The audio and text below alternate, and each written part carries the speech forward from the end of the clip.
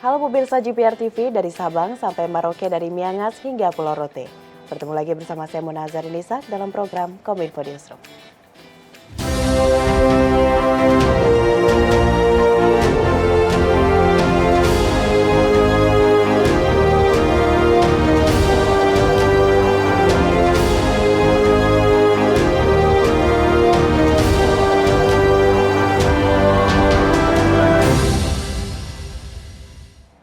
Pemirsa, kita ke informasi pertama. Kementerian Komunikasi dan Informatika berkolaborasi dengan Kementerian Agama melaksanakan pelatihan penjuluh informasi publik di Kota Banjarmasin, Kalimantan Selatan.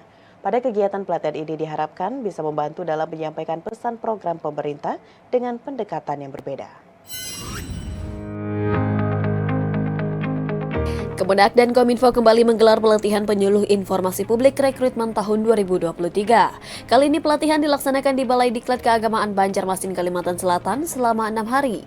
Sejak tanggal 13 hingga 18 Maret 2023 dan merupakan titik ke-9 dari 13 lokasi pelatihan penyuluh informasi publik. Pelatihan ini bertujuan untuk memberi pembekalan konten informasi dan program prioritas nasional kepada penyuluh yang akan disampaikan ke publik. Tahun 2023, Kominfo kembali memperdayakan sebanyak 390 penyuluh agama untuk menjadi PIP yang akan bertugas di 390 kecamatan pada 230 kabupaten kota di 27 provinsi untuk mendiseminasikan informasi publik, menambah jumlah sebelumnya yang sebanyak 540 PIP di 34 provinsi, 260 kabupaten kota, dan 668 kecamatan. Untuk di Banjarmasin, Muhyar selaku Kasubag TU Balai Diklat Keagamaan Banjarmasin berharap kerjasama antara Kementerian Agama dan Kementerian Kominfo dapat mencetak alumni yang dapat meningkatkan kompetensi dan berdaya saing. Dengan kerja Kominfo ini, kami akan memperbanyak alumni di wilayah kerja kita yang mungkin belum maksimal keterjangkauan karena keterbatasan anggaran. Sehingga dengan kerjasama ini akan alumni kita akan lebih banyak, sehingga pegawai ASN akan bisa meningkatkan kompetensinya melalui pelatihan ini, baik kuantitatif maupun kualitatif. Sebanyak 30 orang penyuluh yang berasal dari Kalimantan Selatan, Kalimantan Tengah, Timur, dan Utara hadir sebagai peserta. Selain materi tentang keagamaan, mereka juga diperkaya dengan informasi publik terkait CKN KIS, kredit usaha rakyat, program jam sostek, advokasi imunisasi, dan percepatan penurunan prevalensi stunting, serta pelatihan teknis pembuatan konten menggunakan smartphone. Saya membersamai mereka dengan materi penyeluruhan informasi publik melalui bahasa agama. Menarik materi ini dan strategi sekali bagi seorang penyuluh kita dapat melaksanakan tugas utama bersama melaksanakan bimbingan penyuluhan agama. Senada dengan hal tersebut, peserta yang merupakan penyuluh dari Kalimantan Tengah mengaku mendapat banyak hal baru untuk disampaikan ke masyarakat mengenai cita dan harapan pemerintah. Sangat bersyukur karena kami dibekali dengan ilmu yang sangat bermanfaat. Dan kami sangat berharap bahwa apa yang akan kami lakukan di lapangan ke depan itu dapat menjadi sesuatu hal yang diinginkan oleh pemerintah. Mengenai penyelenggara diklat di tempat ini, kami sangat senang karena diklat di tempat ini dilaksanakan dengan sangat baik.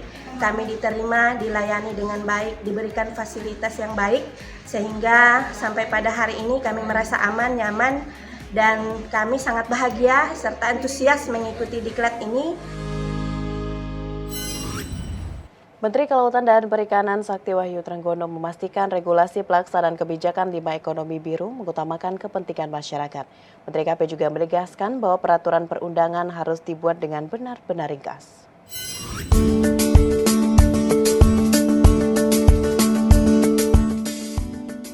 Dalam sambutannya pada Forum Hukum 2023 dengan tema dukungan hukum dalam pencapaian program prioritas KKP yang digelar di Bandung, Jawa Barat, Selasa 14 Maret 2023. Menteri Kelautan dan Perikanan Sakti Wahyu Trenggono meminta kepada seluruh pemangku kepentingan untuk menyusun regulasi 5 kebijakan ekonomi biru dengan mengutamakan kepentingan masyarakat. Adapun hal tersebut bertujuan untuk memberikan dampak ekonomi dan juga menjaga keberlanjutan lingkungan dalam lingkup kelautan perikanan. Penyusunan kebijakan tersebut juga harus mengedepankan sinergi dengan berbagai pihak. Menteri KKP menegaskan bahwa peraturan perundangan harus dibuat dengan benar-benar ringkas dan mencakup seluruh serta memudahkan kepentingan masyarakat. Adapun program prioritas KKP dalam hal kebijakan ekonomi biru mencakup perluasan kawasan konservasi laut, penangkapan ikan terukur berbasis kota, pembangunan perikanan budidaya ramah lingkungan, pengelolaan dan pengawasan pesisir dan pulau-pulau kecil secara berkelanjutan, serta penanganan sampah plastik di laut. Perundangan yang sifatnya di level menteri itu benar-benar ringkas, padat, dan mencakup seluruhnya dan memudahkan bagi kepentingan masyarakat. Saya kira demikian yang bisa saya sampaikan di sini.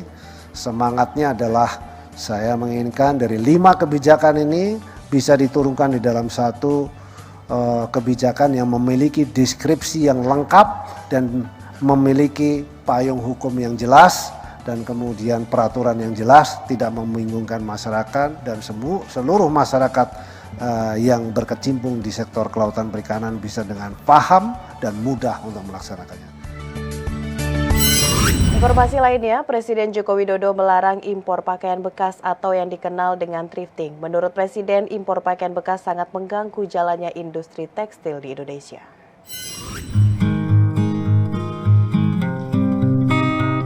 Pemerintah melalui Kementerian Koperasi dan UKM menyebut praktik thrift shop atau penjualan pakaian bekas dapat mematikan usaha mikro kecil dan menengah Indonesia dan tidak sejalan dengan gerakan Bangga Buatan Indonesia. Thrifting mengacu kepada kegiatan mencari barang bekas yang masih dalam kondisi layak pakai. Barangnya bisa berupa pakaian, elektronik, dan benda antik lainnya. Usaha thrifting yang semakin berkembang berpotensi mengurangi minat membeli produk dalam negeri hingga menyebabkan penurunan pertumbuhan industri pakaian dalam negeri. Selain itu, keberadaan produk tekstil bekas impor itu juga membawa dampak buruk bagi lingkungan karena terakhir di tempat pembuangan akhir hingga pendapatan negara karena tidak membayar bea dan cukai. Terkait hal tersebut, usai menghadiri acara bisnis matching produk dalam negeri di Jakarta, Presiden Joko Widodo mengaku telah memerintahkan kementerian lembaga dan pemerintah daerah untuk menindak pelaku impor pakaian bekas. Seperti diketahui, larangan impor pakaian bekas telah diatur dalam Peraturan Menteri Perdagangan Nomor 40 Tahun 2022 tentang barang dilarang ekspor dan dilarang impor. Menurutnya, bisnis seperti itu sangat mengganggu industri tekstil dalam negeri dan oleh karena itu ia meminta agar bisnis tersebut ditelusuri dan ditindak. Sudah saya perintahkan untuk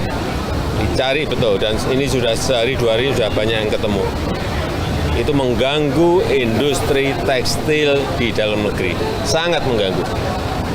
Jadi yang namanya impor pakaian bekas stop. Mengganggu, sangat mengganggu industri dalam negeri kita. Sementara itu, Direktur Jenderal Bea Cukai Kementerian Keuangan Askolani mengungkapkan modus impor pakaian bekas ilegal yang masuk ke Indonesia. Ia mengatakan pelaku umumnya memanfaatkan wilayah pesisir timur Sumatera, Batam, dan Kepulauan Riau yang didominasi landing spot pelabuhan tidak resmi. Kedua, importasi dari pelabuhan utama juga menjadi titik pengawasan kami dari Tanjung Priok, Tanjung Perak, Tanjung Mas, Belawan, Cikarang dengan modus undeclared atau misdeclared, di mana komoditi pakaian bekas itu diselipkan di antara dominasi barang lainnya yang tentunya menjadi kewaspadaan kami untuk melakukan penindakan dan juga risiko dari lintas batas yang menjadi titik pengawasan kita. Kepala Badan Pangan Nasional Arief Prasetyo Adi mengumumkan penyesuaian harga eceran tertinggi untuk beras dan harga pembelian pemerintah untuk gabah dan beras. Kebijakan harga pembelian pemerintah ini dalam konteks perlindungan harga di petani, sedangkan harga eceran tertinggi juga untuk melindungi konsumen agar harga tak naik tinggi. Badan Pangan Nasional bersama para pelaku usaha penggilingan padi telah menyepakati harga pembelian gabah dan beras jelang masa panen raya padi pada bulan Maret sampai dengan April 2023 mendatang. Kepala Badan Pangan Nasional Arief Prasetyo Adi mengatakan, langkah ini diambil dalam rangka menjaga stabilitas harga gabah dan beras tingkat petani hingga konsumen. Kesepakatan harga ini juga bagian dari upaya pemerintah melindungi penggilingan padi skala kecil dan mempersiapkan Perum Bulog sebagai off-taker pada panen raya. Gabah kering panen GKP di tingkat petani Rp5.000, gabah kering panen GKP di tingkat penggilingan Rp5.100, gabah kering giling GKG di penggilingan Rp6.200, gabah kering giling GKG di gudang Perum Bulog Rp6.300. Pemerintah juga menetapkan harga pembelian pemerintah beras di gudang Perum Bulog dengan kadar air maksimum 14%, butir patah maksimum 20%, butir menir maksimum 2% seharga Rp9.950. Selain harga pembelian pemerintah, penetapan harga eceran tertinggi beras kembali dilakukan berdasarkan zonasi. Zona 1 untuk Jawa, Lampung, Sumatera Selatan, Bali, NTB, dan Sulawesi. Zona 2 untuk Sumatera selain Lampung dan Sumatera Selatan, NTT, Kalimantan. Zona 3 untuk Maluku dan Papua. Untuk HET beras medium, zona 1 10.900, untuk zona 2 11.500, untuk zona 3 11.800. Kemudian untuk beras premium, zona 1 13.900, zona 2 14.400, dan zona 3 14.800. Ini Pak Presiden meminta untuk segera diumumkan, sedangkan perundangannya dalam proses, sehingga ini bisa dapat diberlakukan segera. Terima kasih.